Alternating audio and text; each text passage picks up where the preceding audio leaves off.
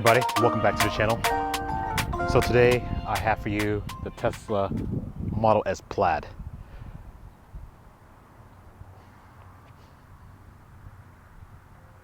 One second please.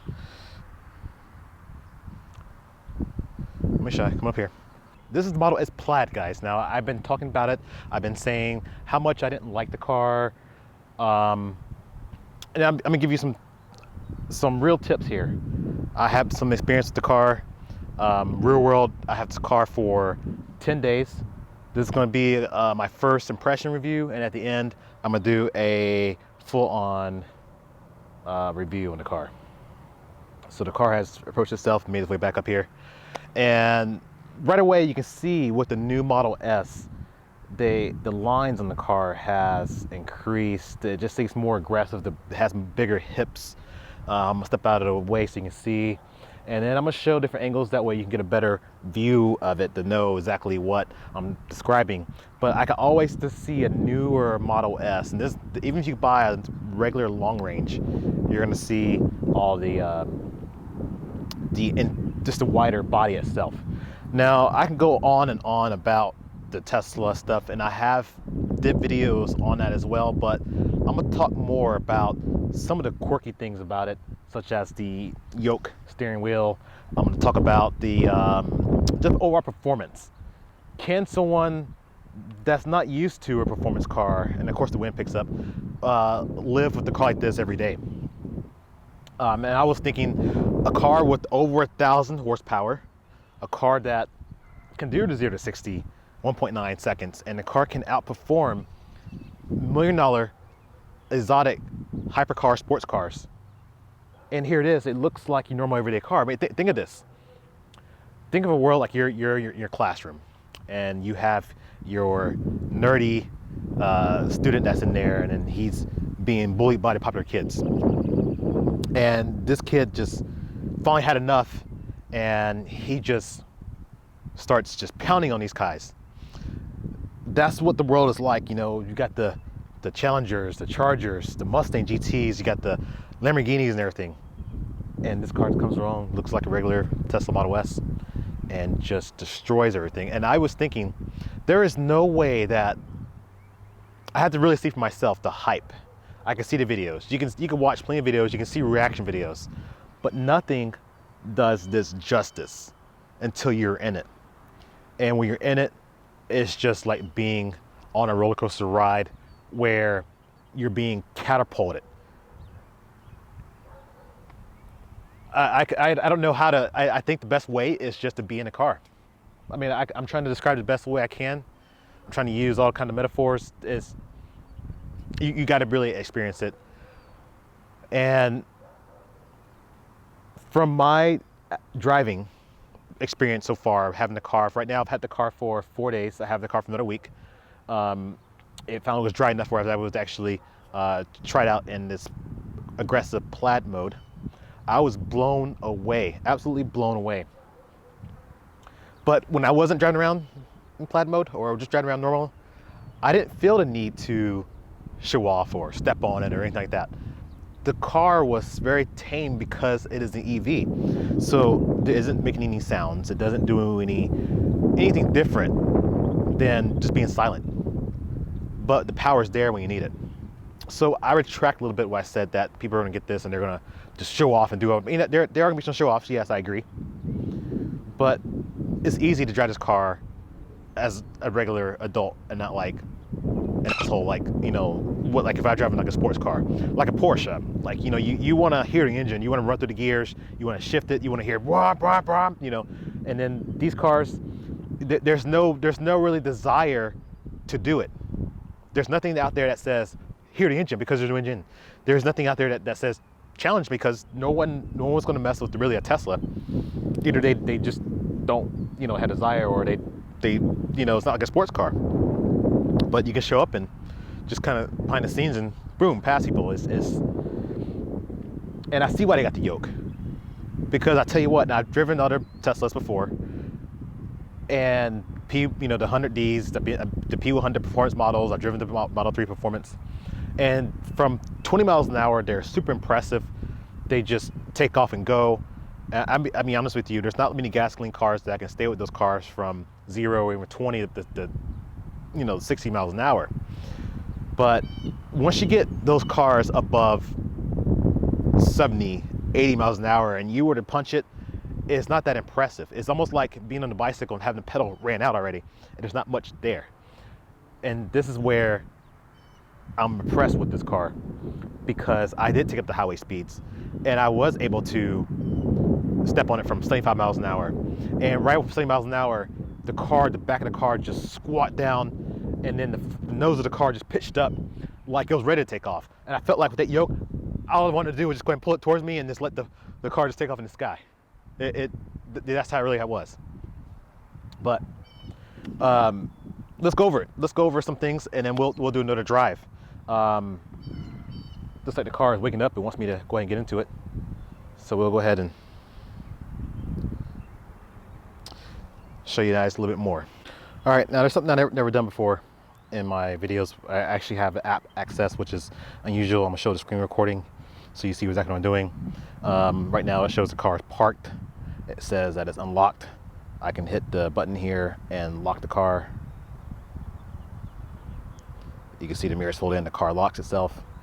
I can open the front. I can see the charging, open the charge port.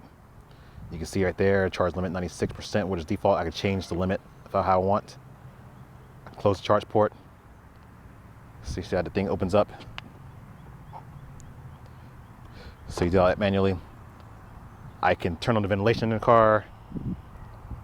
I can see exactly, I can turn on like the vents. I can turn on the heated seat. And I can obviously turn it off. What these things do is so you can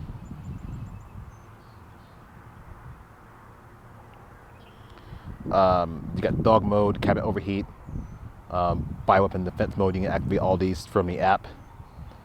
And what these modes doing is so you can cool the car off ahead of time. Like you're parking in a hot summer day, you can kind of precondition the car. So if you had a child or something, you wanted to make sure that they can get in there. You have the schedule. You can schedule the car for temperature or charging times.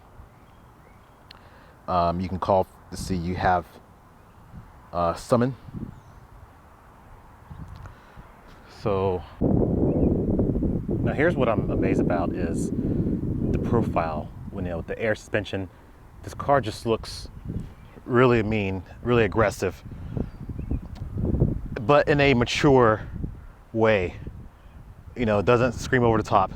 Like I said, you have that Challenger right there, and that Challenger Scat Pack just automatically looks like it will be, it looks like it would destroy this car. But here it is, just looks calmly and just sitting here. But you can tell by looking at the tires, the wheels, the way the suspension is, there's something else. I wouldn't say under the hood, but there's something else underneath the chassis itself. Another battery, 3 motors. That's right. Not just a dual motor, it's 3. Now as you approach the car, the door handles, they extend out. This is like typical Model S. It's been going on for a while. The car wakes up, and you just pull, and you just get inside. And the way that it looks like now with the newer update interior, the seats, everything just feels very soft. Feels like I'm sitting on a marshmallow. Looks like a marshmallow. The steering wheel, yes, I say wheels, yoke. It does have some challenges, especially when you're maneuvering around a parking lot or you're trying to maneuver fast. There's no gear selector, everything's done through a touchscreen, or the car can make suggestions. Those things can pose a challenge, especially when you're trying to maneuver around certain things like quickly backing out of a parking space or trying to shift back into a gear. But you do have nice carbon fiber trim coming down here. Got some cloth accents here, some stitching. And then we just get inside.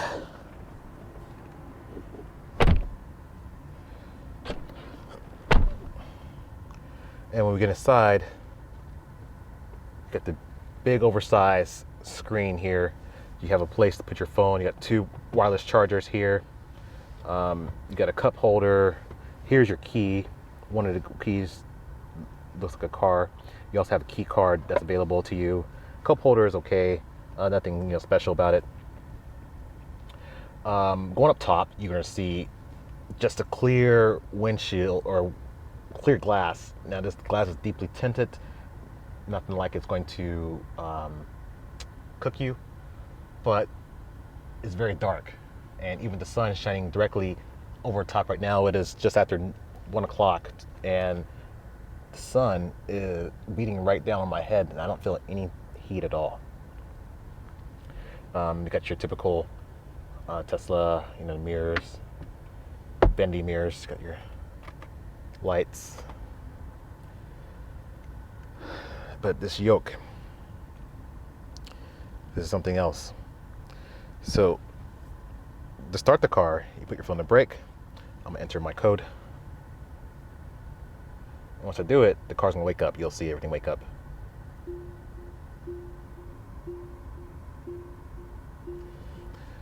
Seatbelt on. And see right here, it says tap to activate drive. So right now, if I were to put my foot on the brake, it will activate drive. So I'm gonna tap my foot on the brake. Now it's saying press the gas pedal to drive, and it's automatically adjusted. I go forward, so I can go forward. Now if I want to go backwards, here's where it's, if you're not sure, you swipe on the screen, goes backwards, back to drive again, forward again. So you can see how if you're trying to quickly change directions, you have to think about, you have to really focus on, you're not just using, blindly hitting the stalk or pressing something in, or grabbing a shifter. You have to look and physically make sure you're swiping correctly. And also you got your P to park. Now also there's fail safes in here. You probably can't tell, but there are also heart buttons, so if the screen does go blank, you can use that as well. Now the first time it happened to me, I made a mistake. I was just picking up the car from the airport, and I went through the gate. I had to unplug my seatbelt in order to pay for get out of the gate. So I took my credit card, pay for the parking, put my seatbelt back on, go back in there, and instead of suggesting drive, it suggested I go reverse.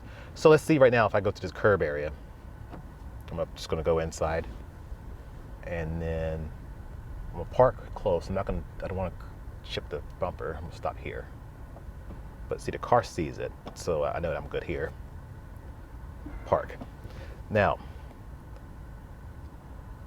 look what it's asking me to do. Now it's saying if I want to go anywhere else, right now I park, it's suggesting that I go ahead and just go to reverse. I tap the brake pedal, and now I'm already in reverse, and then tap I keep saying gas, I keep tapping the throttle, the go pedal. And of course, the car holds itself.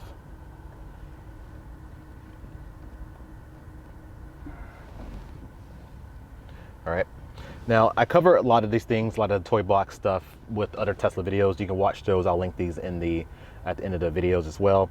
But one thing I wanted to touch on was some of these new things that I'm used to, such as you got the raise suspension. You can raise it here, and by raising it, meaning that it's going to lift here, and anytime this car gets to this area, it's going to lift itself up. So I need to actually delete that.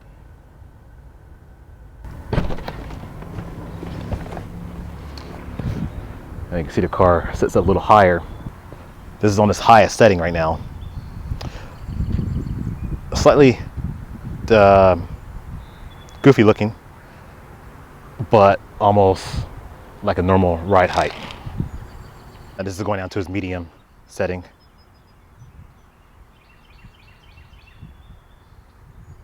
So this is medium. So if I had this on medium, you would just think that I'm just riding around another Tesla. But when you see it in that low setting, it just looks slightly different. Like, hold on, something's different about that car. It looks a little more aggressive.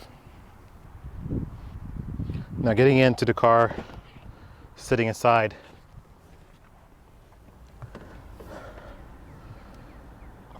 you hold the wheel. There's a few things you can't do. You're not gonna be able to drive like this. You need to put your hand off because there's no curvature to do that. If you're a person who palms the wheel, that's going to limit you too. But you'll see you have to use certain ways when you maneuver this wheel of how to change everything. You got the seat adjustments here, just forward, back, lumbar adjustments. Nothing, nothing like out of the ordinary. Decent amount of headroom, especially with the glass up top. I imagine if you are a taller person, if your head is up closer, you might feel a little bit of the heat as your head is up there, closer to the ceiling. Let's check the back seat out. Back seat, I feel like I'm sitting down like this. I have plenty of room, nothing like this. I feel like I'm short on space. I am 5'8". I should tell you that. This is my seating position here. I can't really put my feet under the seat or anything like that. Just sitting here. This whole knees up position, I wish it was a little bit higher, like I was sitting more level, not sitting like this. This is gonna be uncomfortable at some time. I just feel like I'm squatting. But however, the lateral support, the seats being more like a bucket seat shaped, if I'm in these two lateral seats, I would feel comfortable.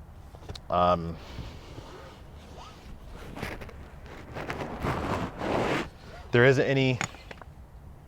really isn't any cup holders or armrests in here, so I'm not sure how someone would do a longer trip. All right, something else new I want to show you is this new screen that's in the back seats. So back here, you have different climates. You can adjust your air vents.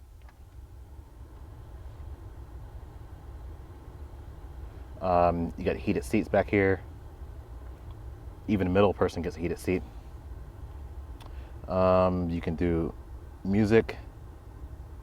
You can watch Netflix, Hulu, cool things like that, YouTube. Let's see if I pull my YouTube channel. How quick is it? EM Cars.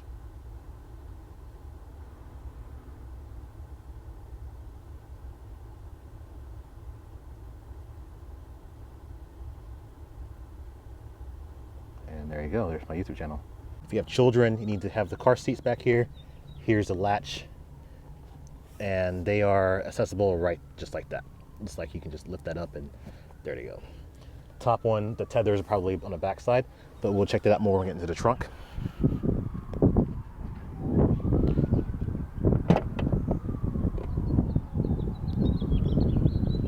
And there's your tether right there for your top latches.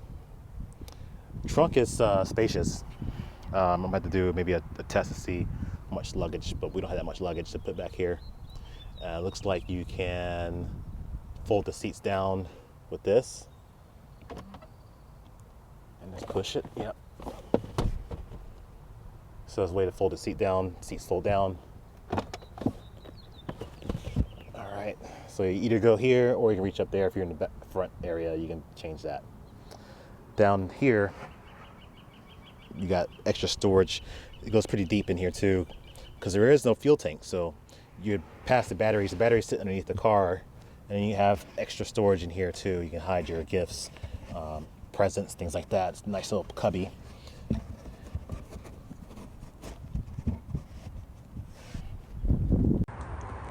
All right, not that I have any doubts or anything, but this car fully swallowed 2 full-size suitcases. And I probably could have put maybe another carry-on or 2 carry-ons maybe back here. Let's see how it all shuts, how much space you really have when the glass is on it. Yeah, I could put another carry-on, maybe another bag in there, perfectly fine. And remember, you still have little things you put in the front, so I could have put this backpack in the front and go from there. Let's check out the front. Front is a front trunk.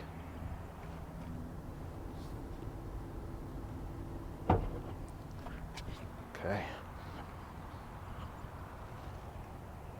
You talk about Tesla quality issues and paint. I never knew what that was about until I see this. This right here would bother me. This little run in the paint. If you're paying over $100,000 for a car, I would expect it to be better.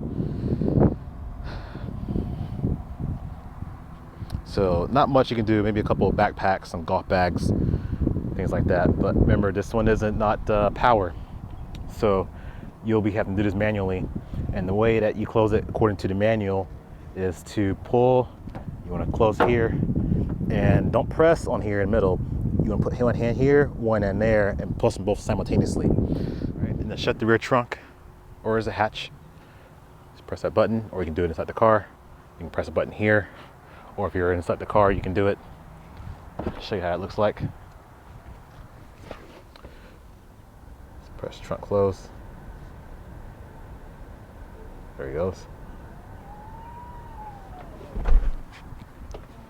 Close the locks in there. All right, let's take a little bit more of the exterior details. Carbon fiber spoiler.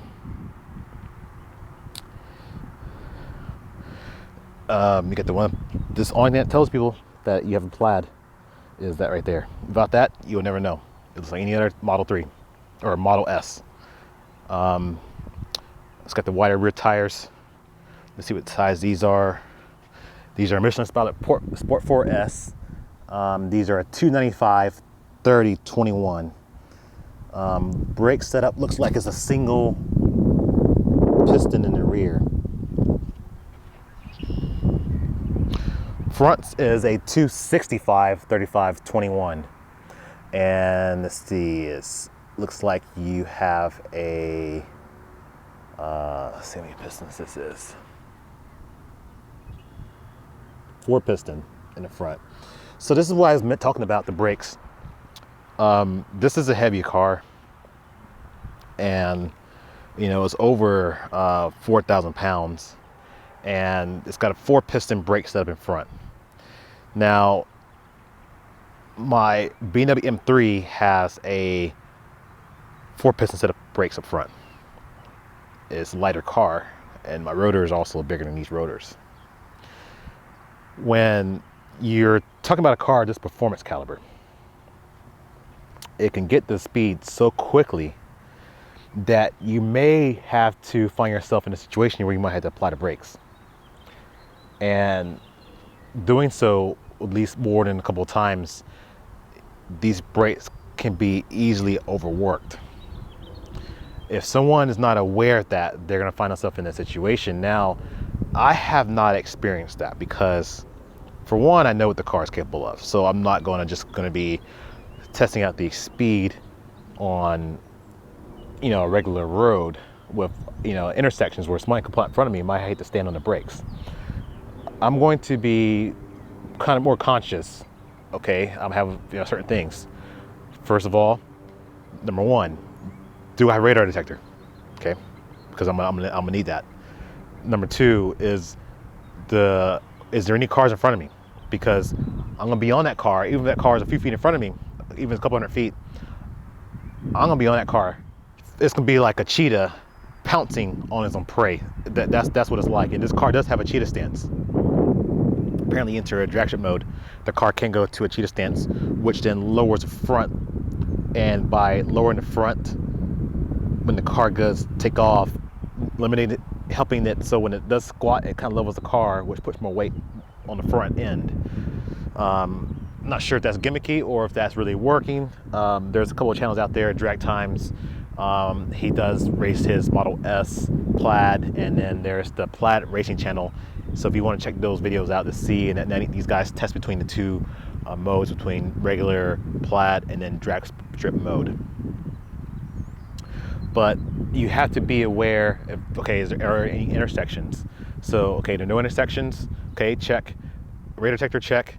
Is there anybody in front of me that can apply the brakes and that could be on them too fast? Nobody, okay, check.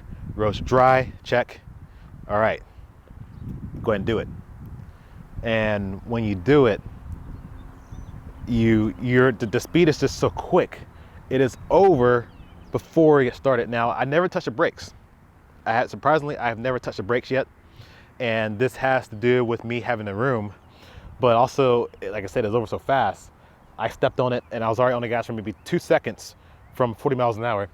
And from 2 seconds, I was already doing 100.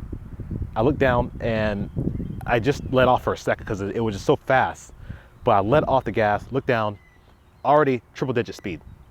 I was like, this is nuts. This car's nuts. They shouldn't even call it Plaid mode. They should call it absolutely freaking nuts. That's what it should be called, because this car is ridiculous. I would never, only time I experienced speed like that was on my 1400, my ZX14 Kawasaki Ninja. That was the fastest production bike he made. And that was the only time I experienced that, or something, motorized, something that would just get speed that fast. And you know, the same rules apply, right? In the motorcycle, you just have to be conscious of when and how you did it, and you really have to do that. And I feel like there should be a course with this car. Like, you're just getting, like, someone could buy it and just get the keys to it, and without them knowing, they could get some trouble. Now, let's say this: the car does have different modes, and I have played different modes. Chill mode is very calm. Even if you do step on it, the power is very linear. It's not the explosion of power. It feels like it's more gradual and more controlled. So if you had a spouse, if you wanted this car and you want your spouse to drive, but you were careful, make sure she didn't step on the gas inadvertently, chill mode will be a perfect default mode for her or him, depending on who your spouse is, to have, so that way they don't get themselves into trouble. Sport mode is pretty aggressive, but Plaid mode is just something in its own. All right, so you can see how I'm maneuvering the wheel.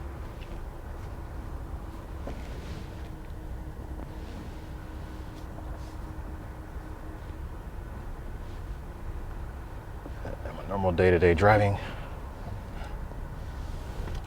My phone up here.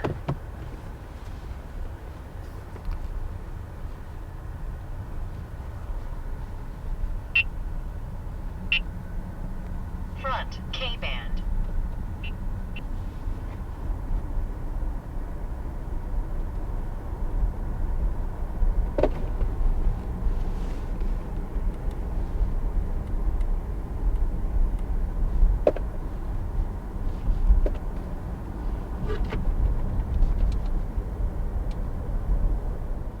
Let's go to Plaid mode.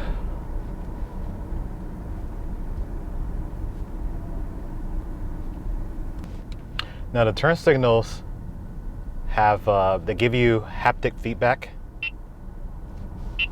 Come on, stop. They give you haptic feedback, and then they can also cancel themselves. So they have auto cancel.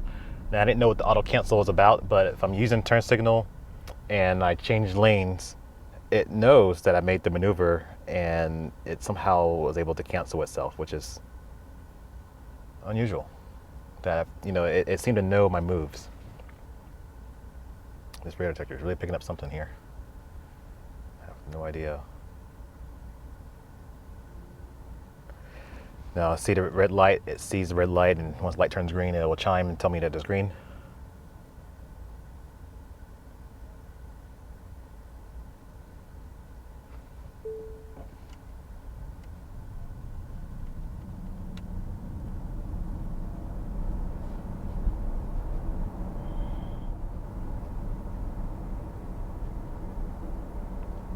Take the Ohio 32 West ramp on the right.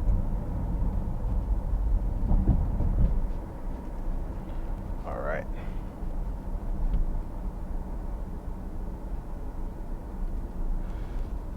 So here we go.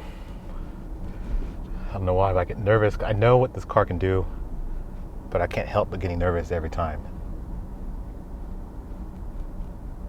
Well, I can't do it now because there's cars in front of me.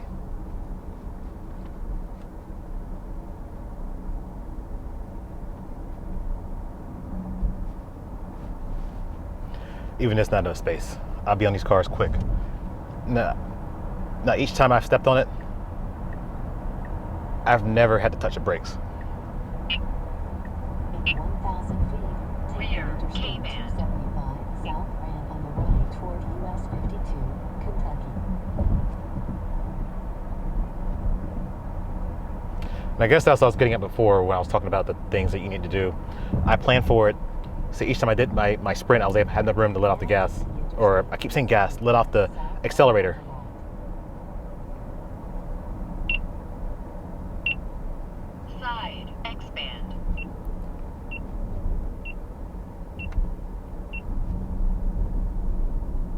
Let this pilot get way ahead.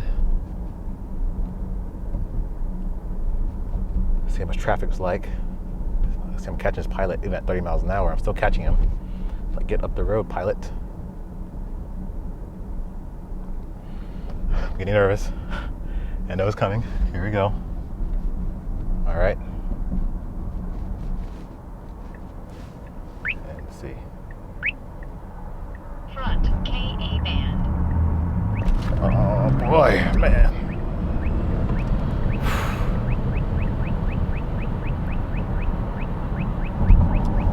Wow. I see I didn't use the brakes at all. I was just regenerative braking. But you can see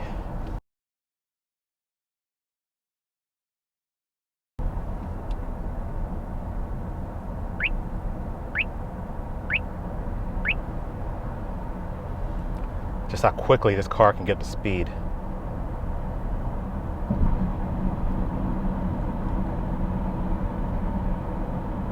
My heart pounds each time. Like, even from 70 miles an hour, I'm gonna step on it. Even from 70. One mile. Take exit 65 on the Front KA band. 25 Actually, hold on a second. I'm not gonna step on it.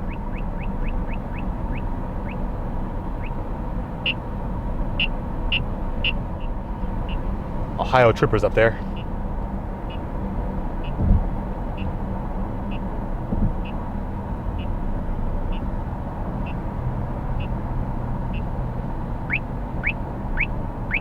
Front KA band.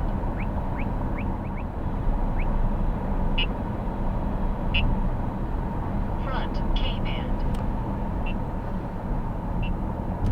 See, easily up there. I'm gonna step on it one more time. Oh boy. Now take exit 65 on the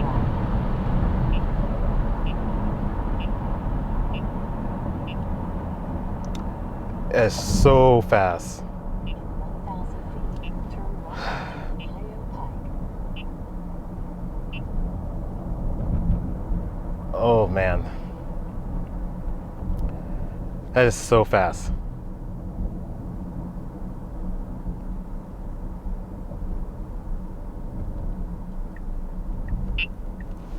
Now turn right onto Ohio Pike. Let's see here. Oh boy.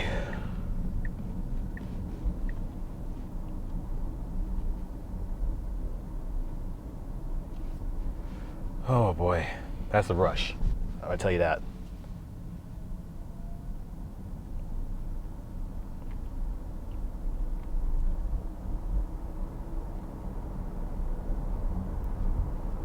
It felt like the front wheels were about to come off the ground. I'm absolutely, it leaves me speechless each time because I don't know how to say, I don't know how to talk.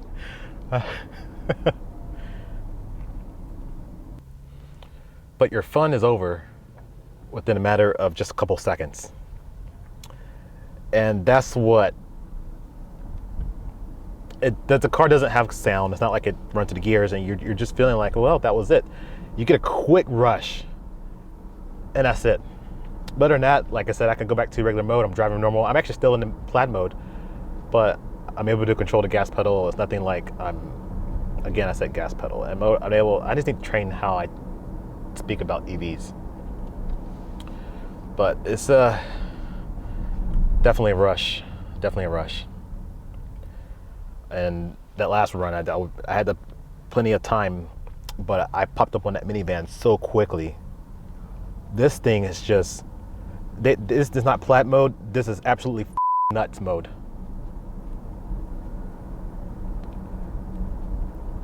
You know, I don't cuss in my reviews very much, but this is nuts. In 500 feet, turn right.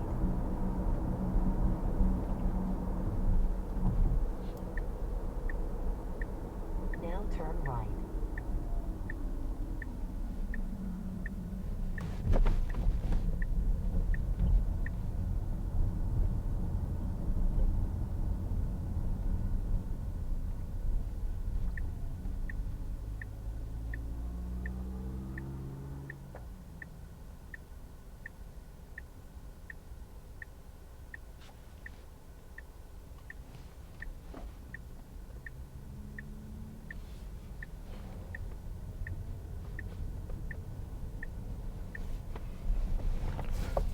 See how you can't really palm this wheel.